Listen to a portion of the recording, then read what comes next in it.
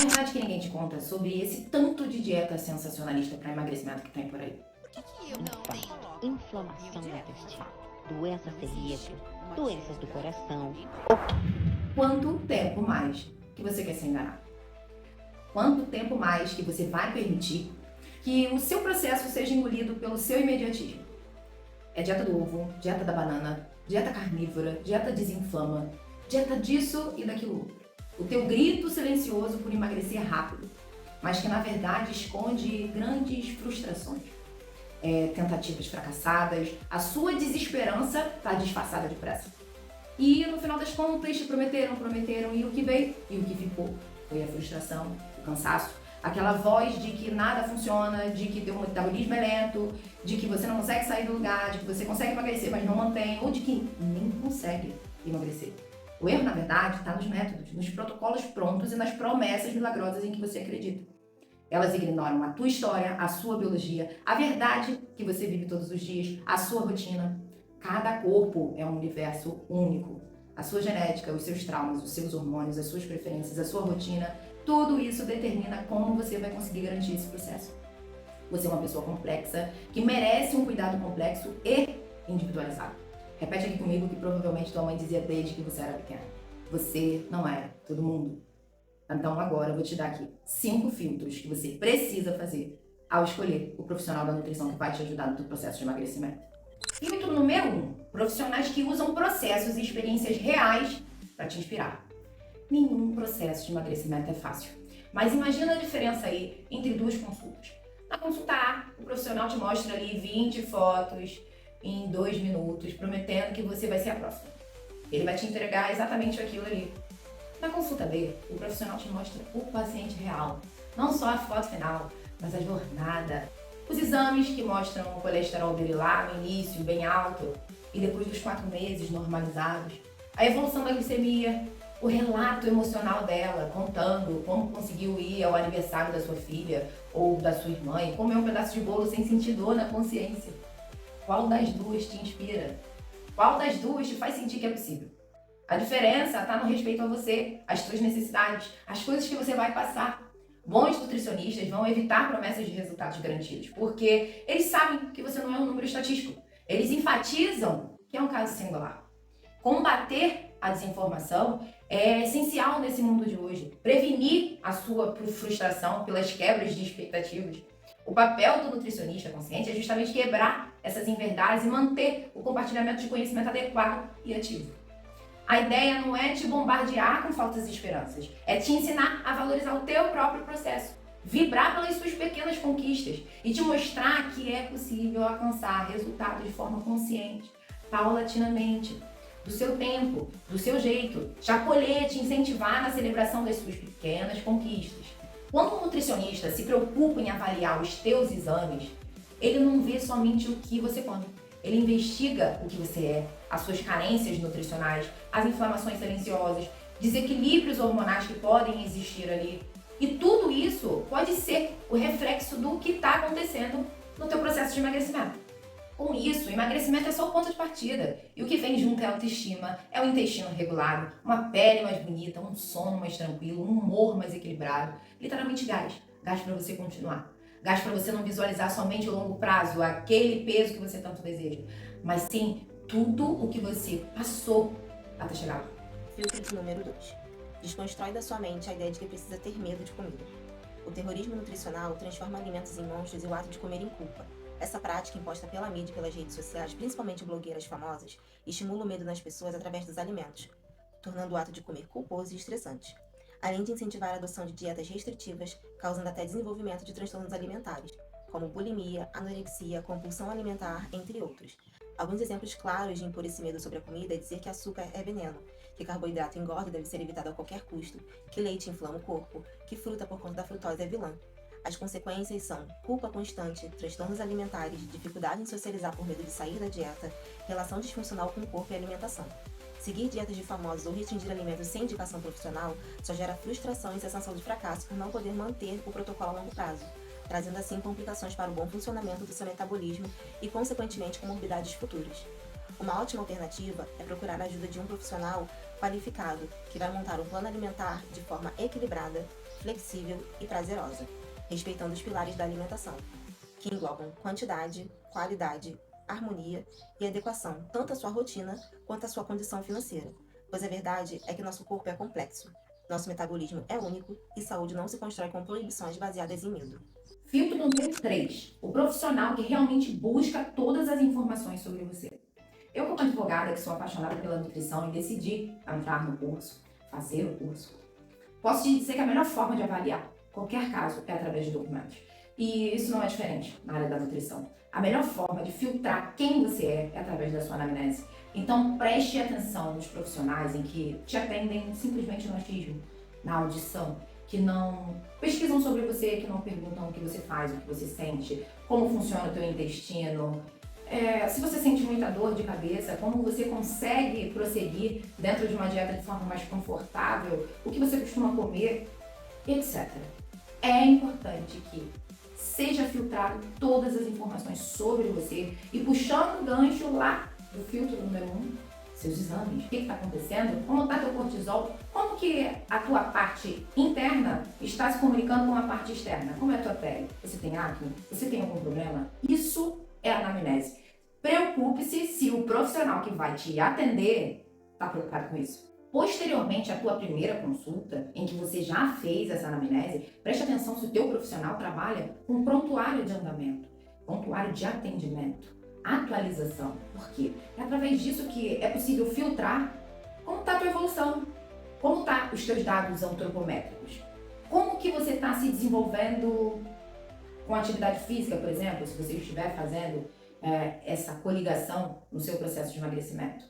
Como está a parte hormonal? Você está tendo ganho de massa muscular? Claro que essa não é a finalidade do nutricionista, mas nos próximos filtros você vai entender por que eu estou falando sobre isso aqui. Preste atenção também no seu termo de uso de imagem, vídeo e voz. Talvez você não saiba o que é isso, mas é justamente o documento que garante a tua privacidade. Você quer que a tua história seja contada por outras pessoas? Você quer servir de inspiração? Mas e se você não quiser? Se você for tímida, se você for uma pessoa mais reservada, é importante que você saiba que você tem o direito e primordial de ter a tua privacidade garantida, a tua individualidade resguardada. Então observe se esse profissional está de fato utilizando todos os meios documentais com você. Uma pessoa que se preocupa com segurança, ela está preocupada contigo também. O quarto filtro é justamente o que o meu colega vai falar agora. É um olhar multidisciplinar para o seu corpo. Fala pessoal, Diego Pimenta, professor de Educação Física há mais de 20 anos, estudante de nutrição da Universidade Cândido Mendes. Hoje eu vim falar com vocês sobre a importância das várias profissões, principalmente a Educação Física, aliada à nutrição, para a melhora do nosso cliente, seja para o emagrecimento, seja para o ganho de força, seja para a hipertrofia, estética, performance, indiferente. É bom sempre estar alinhado várias profissões, principalmente a Educação Física e a nutrição. É importante entender que o nutricionista vai prescrever a dieta, a suplementação, e sempre vai ter embasamento da quantidade de calórica que esse cliente dele, esse paciente dele vai ter. E o profissional de Educação Física ele vai trazer essa dieta para a realidade do treino. Então, se a gente for pensar em emagrecimento, a gente vai ter uma dieta hipocalórica, onde o indivíduo ele quer perder peso. Então a gente vai ter que alinhar o treino a essa perda de peso, seja botando sessões de musculação, sessões de aeróbico, vai depender de quanto esse paciente precisa perder, quanto a gente traçou como método para uma perda mensal ou trimestral, seja a forma que esses profissionais se alinharam. Se a gente pensar em performance é a mesma coisa, se ele for um atleta de algum esporte, quanto melhor alinhamento entre o treino e a dieta, melhor é o resultado para esse cliente. Tá? Então a gente pode pegar de exemplo uma dieta para emagrecimento.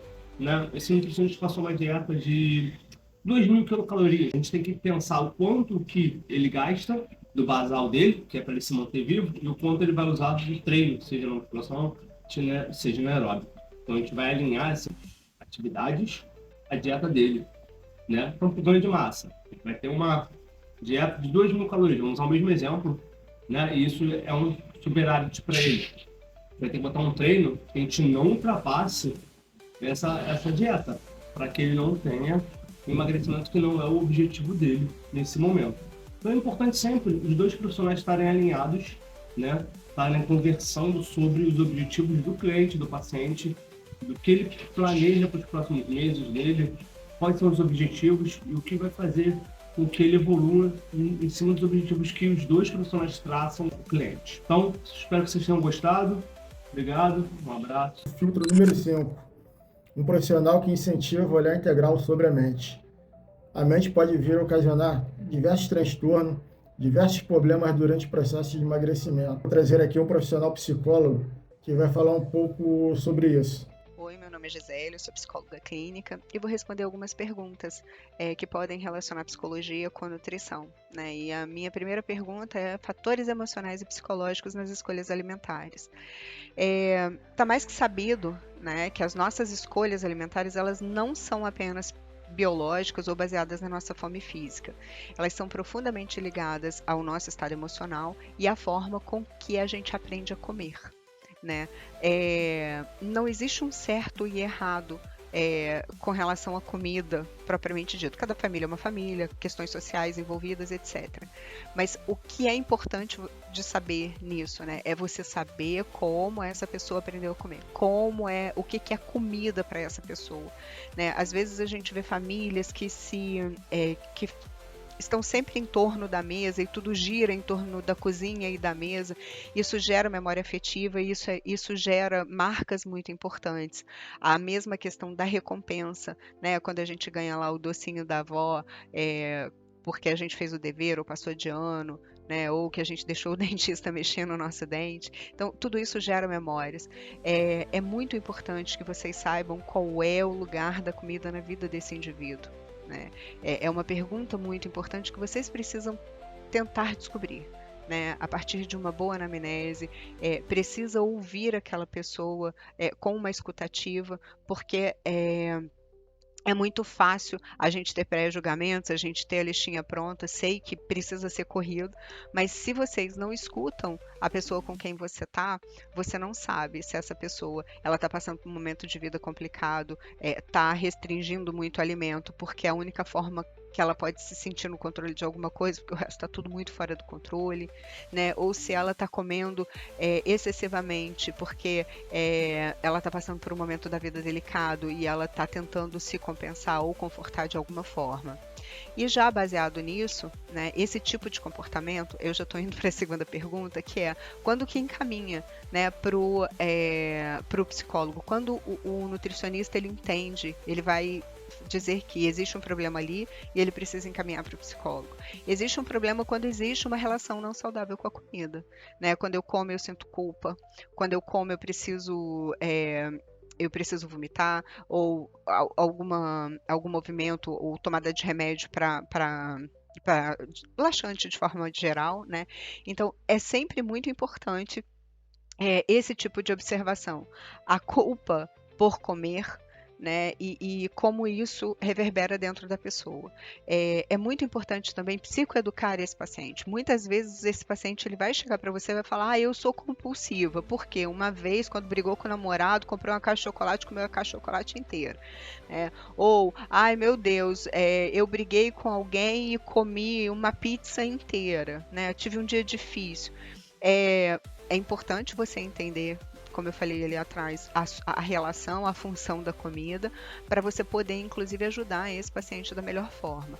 É importante você ter uma cartela de pessoas para você poder encaminhar, não só um psicólogo, mas um psiquiatra também, que tenha conhecimento de transtornos alimentares. É só o psicólogo e o psiquiatra que tem esse tipo de conhecimento? Não, mas vai conseguir ajudar um pouco melhor essa pessoa, né? E é importante que você tenha uma boa relação com esses profissionais, porque precisa de troca e acompanhamento. Não adianta nada você entregar esse paciente para um outro profissional e você não acompanhar como é que está sendo o seu trabalho junto com o trabalho dos outros profissionais. Então, a gente precisa estar a serviço daquela pessoa que a gente está fazendo alguma coisa. Acredito que com isso eu tenha respondido a terceira pergunta, né, que é a importância do trabalho multidisciplinar. Então, ou seja, um olhar multiprofissional, multidisciplinar, para você que está passando aí por uma obesidade, por um transtorno alimentar, por uma bulimia, por uma anorexia. Não se inspire em blogueiras. Busque um profissional qualificado que saiba se atentar ao que você precisa, que saiba filtrar quando a multidisciplinaridade vai ser um diferencial no seu tratamento. E não se esqueça nunca, você é único e precisa de uma abordagem única.